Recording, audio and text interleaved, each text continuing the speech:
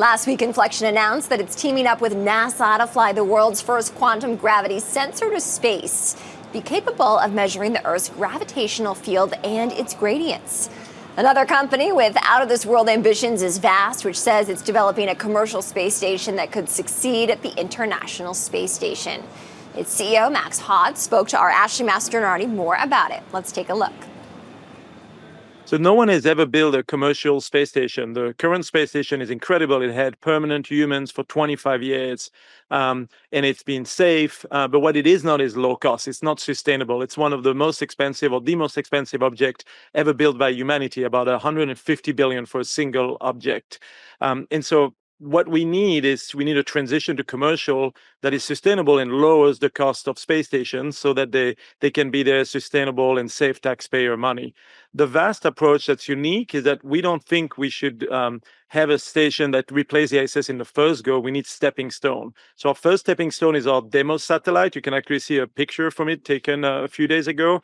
This is our control room where our operators are managing our demonstration satellite, which is everything that the space station will have, excluding the human element, so the cabin and the life support system. So that allows us to de-risk our technologies. And then Haven 1, as you ask, is our first space station. It's a single module space station launching next year on a SpaceX rocket.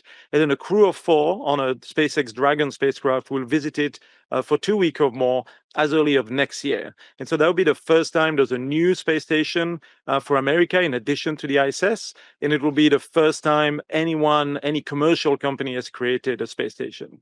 And how are you preparing for Haven 1? I understand that you ran a test. Can you tell us more about that? So, well, obviously the demonstration satellite was the first thing, but that's now in orbit. And at the same time, we've been designing and building the Haven 1 design and the facilities and the actual spacecraft that will go to space next year. So we just completed building the primary structure. That's the hull that basically the crew is inside in metal.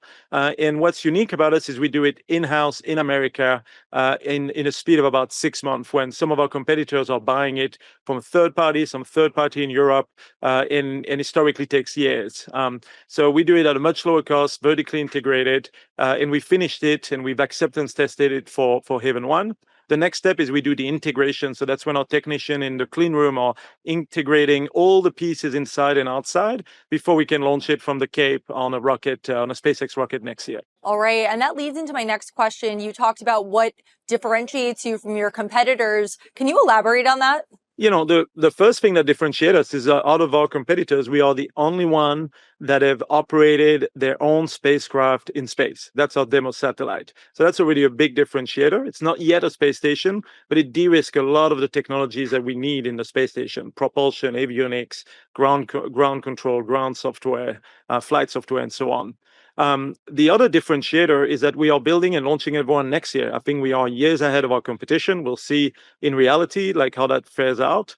And we are doing it in a very vertically integrated way.